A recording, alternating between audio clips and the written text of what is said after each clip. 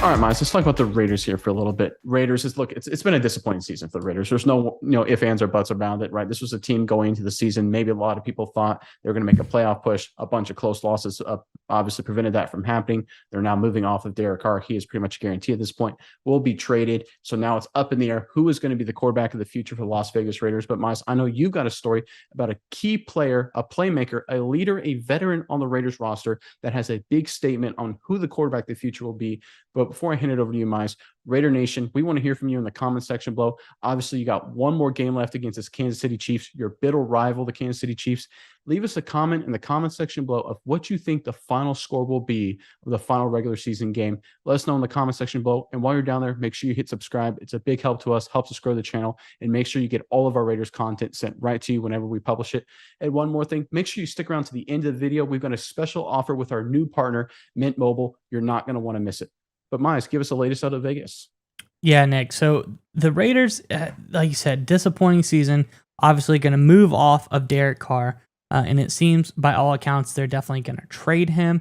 And now, as much as I like Jarrett Stidham, I think that he's not the quarterback of the future either.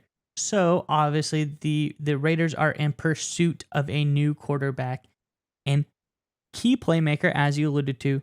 Wide receiver Davante Adams has said that he wants input on the QB decision for this offseason for the 2023 season.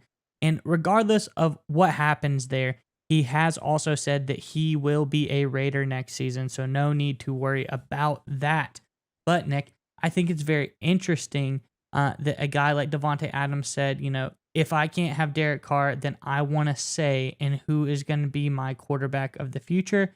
Meaning that there's probably some high profile options the Raiders are going to go after. And I think you have a little bit of insight here on what possibly the Raiders and Davante Adams might be looking at. Not what, rather who. Yeah, we talked about it a little before, and you know what? The first time when they moved off Derek Carr, there was some speculation that none other than Tom Brady, the greatest of all time, would be interested in coming to the Raiders. There were rumors back in 2020 that Dana White wanted him to come to Vegas, him and Gronk to come to Vegas. It didn't work out. There were a lot of things going on and what happened to that situation. That has not died, So Ian Rappaport went on the Pat McAfee show and said this, quote, I do think the Raiders would be one of the possibilities if Tom Brady plays next season. Ian Rappaport, of course, is a very well-connected guy. He gets paid for not saying the wrong things. The more wrong things he says, he loses money. So he's not making things up here. This is what people are telling him, executives, people close to Brady, people close to the Raiders. Something is definitely brewing there at the end of next season, assuming Brady doesn't retire, which he most likely won't.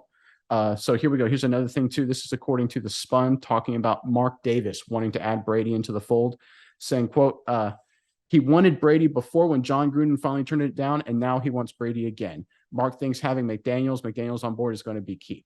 So again, obviously, I think Josh McDaniels would be excited to have Tom Brady as well. So here's another report, according to an anonymous NFL executive there on The Spun, that was like, hey, the owner of the Raiders wants Brady in here. He doesn't want anybody else. Obviously, McDaniels would want Brady. Miles, what do you think about Tom Brady potentially joining the Raiders as it builds more and more steam and more momentum?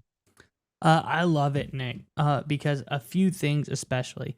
If you look at the Raiders' offense compared to Tampa Bay's offense, it would be a major upgrade for the Raiders to get Brady, but it would also be a major upgrade for Brady to move into the Raiders offense. If you look, they have a clear upgrade at the number one wide receiver position in Davante Adams.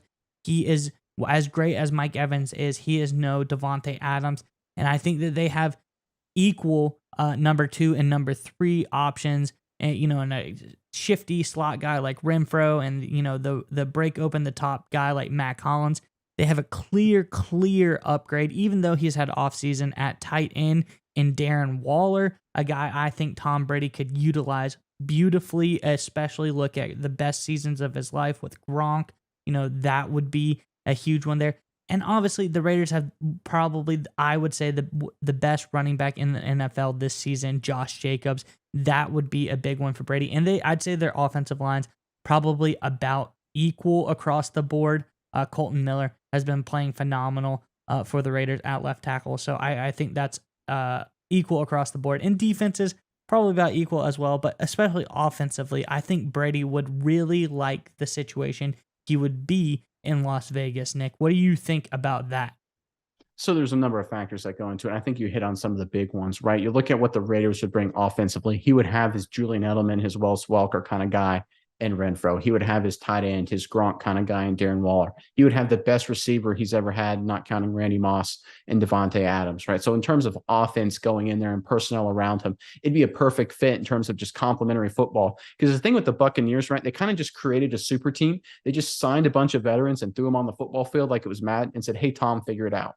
Right. They don't really aren't the Bucs really aren't like a great mesh of different talents that kind of complement each other. The Raiders are the opposite. They're built very smartly. They do have that complementary talents. And I think Brady would really appreciate that. There's one other thing I want to highlight here, Mize, is that Jared Stidham, or Jared Studham, as you refer to him as, he, of course, was a backup to Tom Brady back in 2019. And Studham put on a show against the number one ranked San Francisco 49 defense the other weekend with some of those guys running Josh McDaniels' offense. And you better believe that McDaniels and Mark Davis and company this offseason is going to Brady, says, hey, listen, if Stidham, the guy who sucked when he was a backup underneath you, can put up those kind of numbers and this offense against the number one defense, imagine what you can do out here, Tom. Imagine how many games you can win, the numbers you can put up, and how much fun we'll have.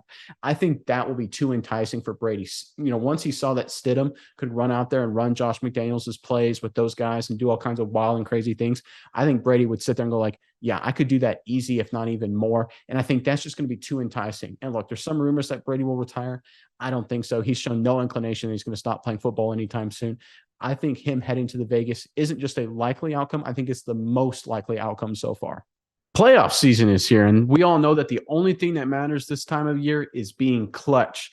And nothing is more clutch than having a wireless carrier built on the nation's largest 5G network. The only carrier with that title is, of course, Mint Mobile, who we're partnering with for today's video. Mint Mobile offers premium wireless for low as $15 a month, and you don't have to sacrifice any coverage, speed, or data.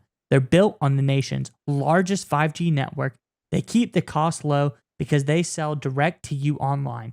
They cut out retail stores and salespeople. Why should you pay more than you have to for the access to the same network?